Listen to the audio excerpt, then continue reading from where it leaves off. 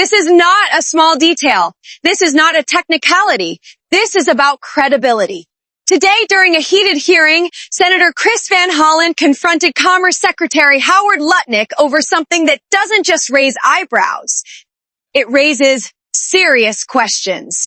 Because for years, Lutnick publicly suggested he cut off all contact with Jeffrey Epstein after an early encounter that left him disgusted. Thank you, Mr. Chairman. Secretary Lutnick, as I said in my opening statement, you led people to believe that you had cut off all contact with Jeffrey Epstein after the 2005 encounter you and your wife had in his apartment. But as I'm sure you know, the Epstein files show a very different record of interaction. Why did the Epstein files show you coordinating a meeting and planning a visit with Jeffrey Epstein on his private island in December 2012? Thank you for the question. I'm glad to be here to make it clear that I met Jeffrey Epstein when I moved to a house next door to him in New York, right? And I met him then. Over the next 14 years, I met him 2 other times that I can recall, 2 times, and that is none for 6 years. So 6 years later, I met him, and then the year and a half after that, I met him, and never again. Probably the total, and you've seen all of these documents, of these millions and millions of documents, there may be 10 emails connecting me with him, probably about 10 emails connecting me with him over a 14-year period. I did not have any relationship with him. I barely had anything to do with that person, okay? Secretary Lutnick, I think you understand the root of concern here. It's the way you described very emphatically your first encounter with him in his apartment, said you were disgusted, would never have any contact with him again. Did you, in fact, make the visit to Jeffrey Epstein's private island? I did have lunch with him as I was on a boat going across on a family vacation.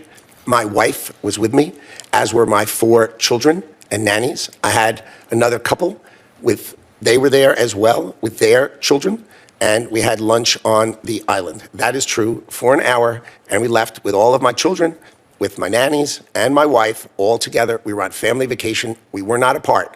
To suggest there was anything untoward about that in 2012, I don't recall why we did it, but Mr. Secretary, again, as I said, there's not an indication that you yourself engaged in any wrongdoing with Jeffrey Epstein. It's the fact that you believe that you misled the country and the Congress based on your earlier statements, suggesting that you cut off all contact when, in fact, you had not. When you visited the private island, did you see anything inappropriate during that visit? The only thing I saw with my wife and my children and the other couple and their children was staff who worked for Mr. Epstein on that island. And you realize that this visit took place after he had been convicted, right? I mean, you made a very big point of saying that you sensed that this was a bad person in 2005. And then, of course, in 2008, he was convicted of soliciting prostitution of a minor. And yet you went and had this trip and other interactions. Did you have a dinner in Epstein's New York City home in 2011? No. So the information that suggests that there was a dinner with Woody Allen and Woody Allen's spouse at the Epstein residence, there's nothing to that. Is that right? I actually don't know what you're referring to. There was, look, I looked through the millions of documents for my name, just like everybody else. Yeah. And what I found was there was a document that says that I had a meeting with him in May, I think, for an hour at 5 o'clock. Okay. Not dinner or otherwise, for an hour at 5 o'clock. All right. There's also a reference to the fact that Epstein had expressed an interest in meeting your nanny. Do you know whether Jeffrey Epstein ever met with your nanny? No, I saw that. I had no idea what that was about. It had nothing to do with me. No as far as interaction I at know. all with him on there? No, as far as I know, no. Would you, Mr. Secretary, be willing to ensure that the file is complete to share with this committee and the Congress your own records, any records you have that relate to Jeffrey Epstein? I will surely talk about that. I hadn't thought about that. I have nothing to hide. Absolutely nothing. All right. Well, thank you, Mr. Chairman. Again, I do think this goes right to the heart of the question of credibility based on the Secretary's earlier statements. I hope to pursue some of the other issues under the hearing as we go on. Thank you. Senator Kennedy. Thank you, Mr. Chairman. Thank you, Mr. Secretary, for being. That was the narrative. But today, under questioning, a different story emerged. Van Hollen pointed directly to records showing coordination for a visit to Epstein's private island in 2012, years after Epstein had already been convicted of soliciting prostitution of a minor. And when pressed, Lutnick admitted it. Yes, he went to the island. Yes, he had lunch there. Yes, it was after Epstein's conviction. Now let's slow this down. The senator wasn't accusing him of criminal wrongdoing. That's important. The issue wasn't whether Lutnick participated in illegal activity. The issue was whether he misled Congress and the American public when he previously implied he had cut off contact. That's the heart of this story. Because in Washington, credibility is currency. And when you're a cabinet-level official, especially in a post-Epstein world, transparency matters. Van Hollen framed it carefully. He acknowledged there's no evidence of misconduct during the visit. But he zeroed in on the timeline. 2005, Lutnick says he's disgusted. 2008, Epstein is convicted.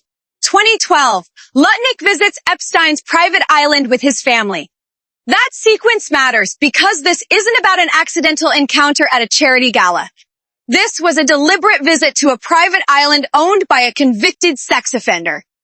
Even if it was for an hour, even if it was with family, even if nothing inappropriate occurred, the question becomes, why go at all? And more importantly, why suggest you cut off contact entirely? That's where the tension in the hearing escalated. Van Hollen also referenced records about a possible dinner in New York, and even a note suggesting Epstein had expressed interest in meeting Lutnick's nanny. Lutnick denied knowledge of that and said he had nothing to hide. And that phrase, nothing to hide, is going to echo. Because in politics, it's not just what happened, it's how clean your story is. The Epstein scandal destroyed reputations across industries, finance, politics, academia, entertainment, and even loosely connected faces scrutiny. And here's the political reality. This administration has consistently criticized elite networks of power and influence. So when one of its top officials is shown to have visited Epstein's island after a conviction, that's not just awkward, it's politically combustible. Now, let's be clear. There's no evidence presented in this hearing that Lutnick engaged in illegal or immoral conduct on that trip. That distinction matters. But credibility gaps matter too. Van Hollen wasn't yelling. He wasn't grandstanding.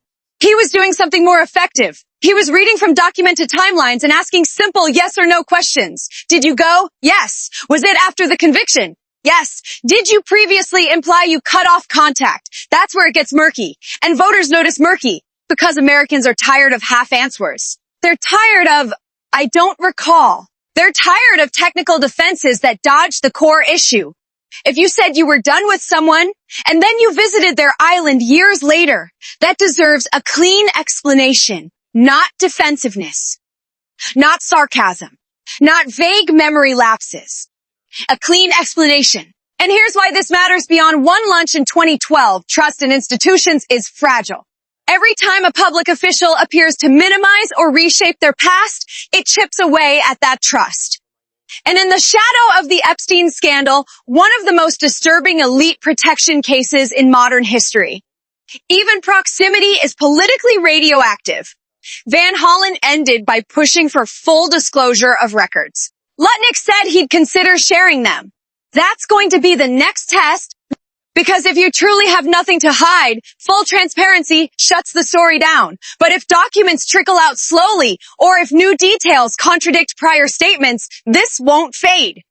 It will grow. And here's the bottom line.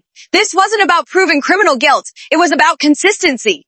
When you tell the country you cut ties and records show you didn't, that becomes a credibility issue. And credibility, once cracked, is hard to repair. This story is just beginning. And in Washington, timelines matter. We'll be watching what comes next.